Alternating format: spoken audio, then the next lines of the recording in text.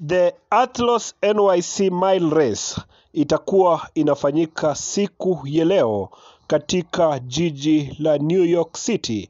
Ikumbuke kwamba hii ni awamu ya pili ya michezo hii ya riadha, na wanariadha kutokea pande tofauti tofauti za ulimwengu wanajumuika katika eneo la New York City siku ya leo ili kuhakikisha kwamba wanawakilisha mataifa yao.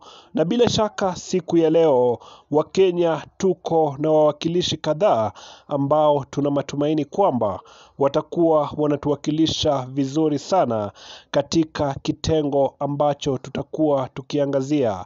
Ikumbuke kwamba bingwa mtetezi katika kitengo hiki ni mwanadada kwa jina la Faith Kipyegon, ambaye bado atakuwa anatokea katika mashindano ya siku ya leo.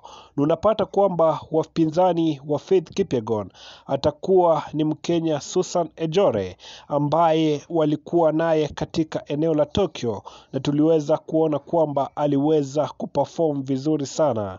Wanariadha wengine kutokea mataifa ya nje ni pamoja na Jessica Hall, Gadaf Tsegay kutokea eneo la Ethiopia, Nikki Halt pamoja na Hailu, na hawa ndio watakuwa ni wapinzani wa Faith Kipyegon katika mbio ambazo zitakuwa zinafanyika mida ya saa 10:15 usiku wa leo. Na hivyo Wakenya wengi wanangoja kuona kwamba Faith Kipyegon atakuwa anaperform vipi katika riadha hizi, kwani yeye ndiye bingwa mtetezi. Ikumbuke kwamba atakaye ibuka mshindi katika kitengo hiki atakuwa anaenda nyumbani na shilingi milioni 7.7 pesa za Kenya. Na hivyo wanariadha watakuwa wanaweka juhudi zaidi ili kuhakikisha kwamba wanaibuka washindi katika mbio hizi. Sisi kama Vic Dimples